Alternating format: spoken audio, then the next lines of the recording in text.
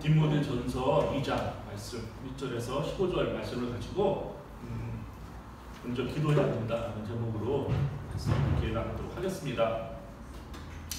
먼저 디모데전서 2장은 에베소 교회에 새로 부임한 디모데에게 바울이 디모데를 위하여서 교회를 어떻게 세울 것인가, 또 교회를 어떻게 하면 하나님의 말씀, 어떠한 교회를 세울 것인지를 이야기를 해주고 디모데에게 앞서서 계속해서 하나님의 교회를 잘 세울 수 있도록 이야기를 해주고 권면을 해주는 그런 목회 서신의 한 장입니다. 디모데전서 앞장에 있는 1장의 말씀을 조금 요약을 하면 1장에서는 하나님의 말씀을, 제대로 된 말씀을 잘 가르치고 그리고 하나님의 은혜, 예수 그리스도의 그 은혜를 감사하면서 교회에 감사하는 모습이 교회의 모습이라고 이야기하고 있습니다. 그래서 에베소 교회가 이런 거짓된 가르침과 그 말씀이 횡행하고 있었는데 그에게는 신화와 끝없는 족보의 이야기로 계속 쓸데없는 그런 논쟁을 야기해서 오히려 복음을 통한 구원의 사역을 방해하고 선한 양심과 거짓 없는 믿음에서 나오는 그런 사랑에서 벗어나게 했습니다. 또한 타락한 죄인을 정죄하기 위해서 제정된 그 율법의 그 기능을 넘어서 그리스도 예수 안에 있는 믿음과 사랑이 넘치도록 풍성한 그런 하나님의 영광의 복음을 따를 것을 바울은 디모데에게 말하고 있습니다. 그렇게 해서 바울은 하나님의 말씀을 잘 가르치고 예수 그리스도의 은혜를 잘 기억하라고 1장을 통해서 그렇게 이야기를 하고 있고, 2장에 대해서는 바울은 이제 교회가 기도를 해야 되는데 어떻게 기도를 해야 될 것인지를 2장을 통해서 이야기를 하고 있습니다. 그래서 오늘 말씀은 기도에 대해서 바울이 디모데에게 어떻게 가르치고 있는지, 또 무엇을 위해서 어떻게 기도해야 할 것인지를 나누도록 하겠습니다. 이 세상에서 살아간다는 것은 그런 계속되는 그런 여러 가지 문제들과 그 문제를 해결하기, 해답을 얻기 위한 그런 것들을 찾아가는 연속이겠으며, 이것이 우리의 인생사의 취약이라고도 할 수가 있겠습니다. 우리는 그런 문제들이 생겼을 때 더 큰 문제로 이어지기 전에 속히 해결하려는 경향이 강하고, 그렇게 신속히 문제의 원인을 제거하려는 의지가 강합니다. 때로는 그러한 노력으로 인해서 오히려 오해와 다툼이 생기기도 하며 해결은커녕 걷잡을 수 없는 더 큰 난항에 빠지기도 합니다. 바울은 오늘 그 서신서를 통해서 문제가 있으면 먼저 기도할 것을 권면하고 있습니다. 그래서 본문을 통해서 디모데가 섬기는 에베소 교회의 기도의 내용들을 함께 살펴보도록 하겠습니다. 먼저 기도해야 될 것은 먼저 이 세상을 통치하는 위정자들을 위하여 기도해야 됩니다. 2장 이야기 보면 2절에 보면 임금들과 높은 지위에 있는 모든 사람을 위하여 하라. 이는 우리가 모든 경건과 단정함으로 고요하고 평안한 생활을 하려 합니다. 먼저 세상에 있는 통치자들 위해 기도하라고 하고 있습니다. 지금 코로나 사태를 보면서 세상 속의 구성원 중에 하나인 우리 교인들과 교회들도 세상의 문제 앞에 자유로울 수 없는 것들을 보게 됩니다. 세상의 어려움들은 곧 교인과 교회의 어려움이기 때문에 평안한 신앙생활을 유지하기 위해서도 통치자들을 위해, 또 세상을 위해서 기도를 해야 됩니다.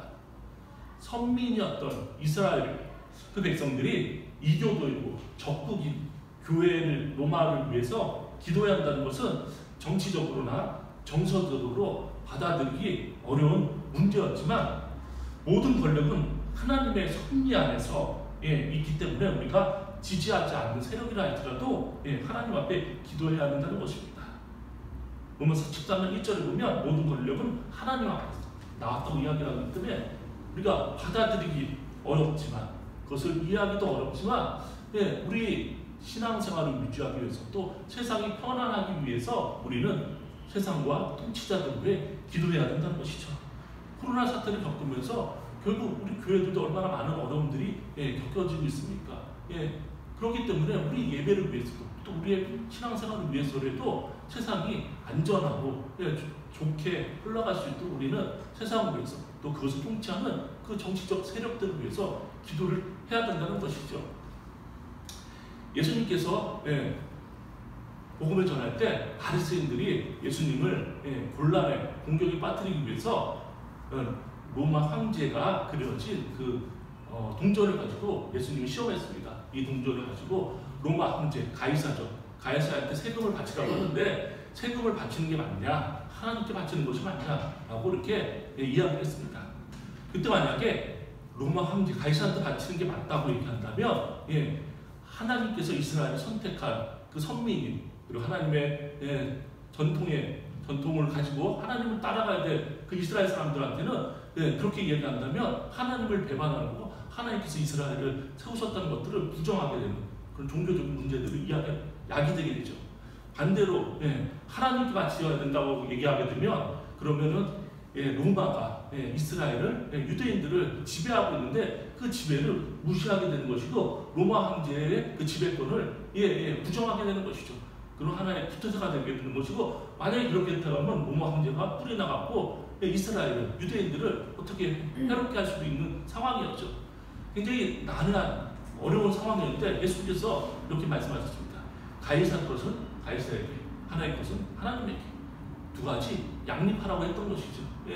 하나님께 드릴 것은 하나님께 드리고, 그 당시 지배 계층이었던 로마에게 세금 주고 로마에게도 주라는 것이죠. 두 가지 다 열심히 잘 섬기라는 것이죠.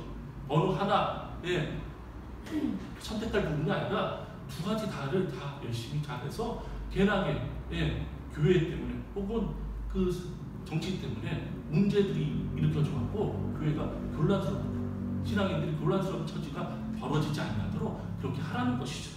그렇게 하나님께서 원하셨던 뜻과 또 그 실제적으로 이스라엘을 지배하고 있는 그 정치 세력 간의 그 모든 문제들을 잘 해결할 수 있는 방법들로 양립할 수 있도록 그렇게 하고 있습니다. 저도 교인의 한 사람으로서 청구하는 일들이 가끔 조금 받아들이기 어려울 때가 있습니다. 너무 지나치게 교회한테만 너무 많은 것들을 하고 있는 건 아닌가라는 불만들이 저도 있습니다.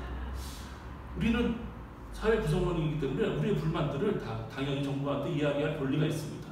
문제는 그것을 법과 원칙에 맞춰갖고 우리가 해낼 때 이야기를 할 수가 있는 거지, 법과 원칙은 무시한 채 우리가 그냥 막 한다면 우리의 의견들이 과연 정당하다고 볼 수가 있겠습니까? 세상 사람들이 그럼 우리 교회의 이야기들을 과연 제대로 받아들일 수 있겠습니까?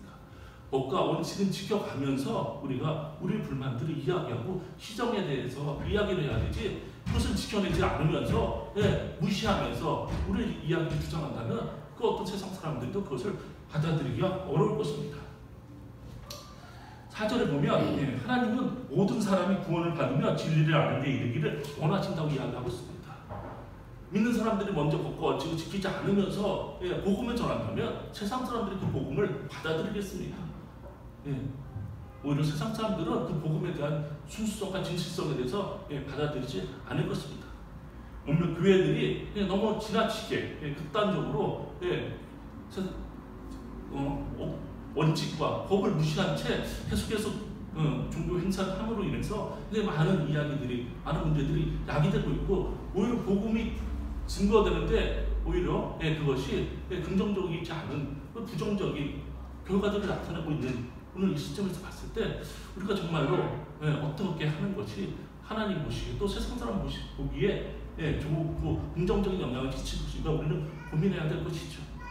상황이 이렇다면 우리가 예배를 드리면서 또 방역 원칙을 지키면서 할 수 있는 그런 방법들을 찾아내야 되고, 또 그렇게 찾아내면서 우리의 불만들과 시정의 요건들이 있으면 계속해서 정부를 통해서, 정치 세력을 통해서 이야기를 해서 변화받을 수 있도록 그렇게 이야기를 하는 것이, 그것이 하나님 보시기에 또 세상 보기에도 좋고 긍정적인 방향으로 나가는 것 아니겠습니까? 우리는 그렇게 세상과 또 하나님을 잘 섬길 수 있는 방법들 공부를 해야 되고 연구를 해야 되고 그렇게 또 살아갈 것이 우리한테 책임으로 주어지지 않습니까? 그렇게 우리는 세상을 위해서, 통치자들을 위해서 기도해야 됩니다. 그렇게 기도할 때 그래야 세상도 좋아지고 우리의 신앙생활도 잘 영위할 수 있는 방법이 되는 것이죠. 두 번째는 교회 문제 앞에 기도해야 합니다. 8절에 보면 이렇게 있습니다. 그러므로 각처에서 남자들이 분노와 다툼 없이 거룩한 소리를 들어 기도하기를 원하노라. 교회 문제들이 있을 때 우리는 먼저 교회에 위해서 기도해야 한다는 것이죠. 형제 자매들을 위해서 기도를 해야 된다는 것입니다. 에베소 교회는 아마 남녀 간의 갈등과 문제가 있었던 것으로 보입니다. 뭐 자세한 건 모르지만 분명히 오늘 2장을 통해서 어떤 문제들이 있었죠. 많은 사람들은 그것이 에베소 교회 그 지역의 특성상 달의 여신 그 아데미를 섬기는 그 에베소 교회는 그 여사제들이 신전의 권력을 장악하고 있었다고 합니다. 그렇기 때문에 아마 그런 문화적 영향들이 교회 안에서도 나타나서 여자들이 어떤 여러 가지 것들을 이제 주관하다 보니까 남자들이 그것에 대해서 불편함을 느껴갖고 어떤 그런 갈등이 있지 않았는가 이제 많은 추론하고 있고, 또 어떤 사람들은 기존에 있었던 그 남성 중심의 그런 가부장적인 체제 안에서 이제 여성들이 그것들을 불만을 가지고 또 뭐 그렇게 바라보는 그런 정치적인 이데올로기로 바라보고 이야기하는 사람도 있습니다. 본문 내용만 보고는 자세한 내용은 모르지만 분명히 남성과 여성 간에 어떤 문제들이 있었고 그것을 통해서 서로 알력들과 불편함들을 갖고 있었고, 그렇기 때문에 바울이 이렇게 8절 이하를 통해서 여성들은 이렇게 하기를 바라면서 이야기를 하고 있습니다. 문제는 어떤 문제들을 이야기하기 전에 먼저 기도를 해야 된다는 것이죠. 바울이 영적인 것이 무엇인지를 먼저 이야기하기 전에 먼저 기도하기를 원하기를 이야기를 하고 있습니다. 우리는 하나님 앞에 말씀에 대해서 진리에 대해서 잘 분별하고 알아간다고 하는 것이 잘못돼서 논쟁으로 야기될 수 있죠. 그 논쟁의 결과는 무엇입니까? 서로 간에 불편함을 주고 잘못하면 서로 분리되고 서로 간에 상처들만 담을 수 있는 것이죠. 그런 것들 때문에 성경에서 원칙이 무엇인가 때문에 오히려 잘못돼서 그것 때문에 서로 피가 갈리고 나눠지고 싸움하는 것들이 많이 생기지 않습니까? 지금의 급학교회와 교회가 분리된 것도 다 그런 이유였었던 게 아니겠습니까? 하나님의 말씀이 무엇인지 잘 분별하고 그래서 아는 것들은 매우 중요하지만 잘못해서 그것이 지나쳐진다면 결국 그 결과는 교회의 분리와 찢어짐, 그렇게 나눌 수 없기 때문이죠. 우리가 진리를 알려고 하는 이유가 무엇입니까? 하나님을 잘 섬기고 우리 형제 자매들을 사랑하려고 하는 데 있지 않습니까? 근데 자칫해서 우리가 너무 지식과 진리에 대해서 IQ에서 추종하다가 서로 간에 불편한 것들을 야기한다면 그것이 무슨 의미가 있겠습니까? 진리라는 것들을 탐구한다는 미명 안에 서로 간에 날카롭게 논쟁하고 분리된다면 그것은 하나님 보시기에 아무런 의미가 없는 것이죠. 우리가 칼을 가지고 사람을 수술하는 데 써야지 남을 찌르는 데 사용하면 되지 않습니까? 진리라는 칼을 가지고 하나님을 잘 섬기고 형제자매들을 사랑할 써야 되는데 자칫해서 나는 옳고 상담은 그리 다르고 그런 오만함으로 빠질 수 있는 것이고, 또 우리가 하나님의 말씀을 100% 제대로 아는 사람이 누가 있겠습니까? 우리 겸허하게 하나님 말씀은 하나님께서 우리에게 지혜를 주시고 능력을 주셔야 알 수 있는 것이지, 우리가 공부해서 지식적으로 알아서 알 수 있는 부분들이 아니지 않습니까? 비록 상대방이 그것에 대해서 잘 이해가 없더라도 하나님께서 그 사람에게 은혜를 주셔서 그들이 그 말씀 안에서 변화될 것을 기대하면서 바라봐야 될 것인데, 자칫해서 그것이 논쟁이 되고 옳고 그름의 적과가 돼서 교회가 찢어지고 무너지는 경우들은 많이 보지 않습니까? 그렇기 때문에 우리 먼저 진리를 알기 전에, 그리고 진리에 대한 논쟁이나 탐구를 하기 전에 먼저 하나님 앞에 기도하면서 우리 자신들이 겸허하게 하나님 앞에 묻고 그것을 기다리고, 또 우리가 형제 자매들을 사랑하고 오히려 그 논쟁을 통해서 교회가 잘못해서 찢겨지지 않도록 우리 먼저 하나님 앞에 계속해서 간구하면서 하나님께 지혜를 구해야 되는 것이 우리 목적이죠. 아멘. 에베소 교회가 남녀 간의 그 밑에 내용들은 사람들 간에 너무나 그 논쟁들이 크기 때문에 그 내용에 대해서는 뭐 이야기하는 것은 뭐 여기서 별로 좋은 것 같지는 않고, 이것을 어떻게 바라볼 것인가 이야기를 하기 전에 우리가 하나님 앞에서 먼저 기도하고 말씀을 통해서 오늘날 우리에게 주어지는 교훈이 무엇이고 남녀가 어떻게 교회 안에서 교회를 섬기는데 힘써야 되는지를 먼저 우리가 기도함으로써 스스로가 돌아보고 그렇게 해야 되는 것이 더 우선이고 맞지 않는가라는 생각이 들었습니다. 하나님께서 우리가 하나님의 뜻을 먼저 알기 전에, 하나님의 말씀을 먼저 알기 전에 이렇게 계속해서 기도해야 되고, 교회 문제들과 교회들이 여러 가지 사는 현안들을 볼 때 어떤 문제들을 해결하려고 하는 그런 해결점을 먼저 이야기하기 전에 교회가 하나님 앞에 세워진 교회이기 때문에 하나님한테 먼저 묻고 기도하고 기다리는 것이 저희 먼저 어떤 것이죠. 문제를 해결하기 위해서, 해답을 원하기 위해서 성도들과 모아놓고 회의를 하는 통해서 오히려 서로 간에 불편해서 싸우는 경우들이 얼마나 많이 있지 않습니까? 문제를 해결하기 위해서 모였는데 오히려 문제를 더 키우는 경우들이 얼마나 많습니까? 네. 겸손하게 먼저 하나님 기도하고 하나님 앞에 묻고 하나님의 뜻을 기다리는 그런 모습들이 먼저 이거 우선이지 않을까 생각했습니다. 그렇게 하나님 앞에 기도하는 것이 바울은 먼저고, 그리고 세상과 또 교회를 위해서 기도할 것을 바울은 이야기를 하고 있습니다. 그렇게 바울이 이야기했던 것은, 기도를 먼저 하기 위함했던 것은, 우리의 문제 해결을 위한 인간의 노력과 이런 것들은 우리의 죄성 때문에, 그리고 우리 연약함 때문에 그 문제에 대한 완전한 해결을 기대할 수 없기 때문입니다. 우리는 연약합니다. 우리는 죄인입니다. 우리가 아무리 노력하고 열심히 한다고 해도 그렇게 온전하게 통치할 수 없는 그런 존재들이죠. 그렇기 때문에 하나님을 먼저 우선순위에 놓는 것이 아닙니까? 세상은 인간의 이성과 합리, 과학, 의학, 이런 정의, 이런 것들로 세상이 잘 운영될 수 있다고 이야기합니다. 낙관적인 휴머니즘이죠. 그것은 인본주의적인 관점입니다. 신앙은 신본주의적 관점이죠. 우리는 그렇게 할 수가 없는 존재들입니다. 오직 하나님께서만이 유일하게 그렇게 할 수 있고, 우리가 하나님을 믿고 의지하고 하나님이 세상을 통치할 때만이 그렇게 할 수 있는 존재들이고, 세상은 그렇게 변할 수밖에 없는 것이죠. 세상과 믿는 사람들이 바라보는 관점은 완전히 다릅니다. 우리는 그렇게 살아갈 수가 없는 존재들이고, 그렇게 할 수 없는 존재들인 것이죠. 우리가 열심히 노력해야 될 것은 맞지만 우리의 노력은 한계가 있는 것이죠. 그렇기 때문에 우리는 하나님을 먼저 믿고 의지해야 되는 것입니다. 인간의 합리적인 이성과 정의로 세상이 계속 형성되지 않았다는 것이 성경에 이야기하지 않습니까? 그리고 또 한 가지는 세상의 통치와 역사에 주관하시는 분은 하나님이시라는 것이죠.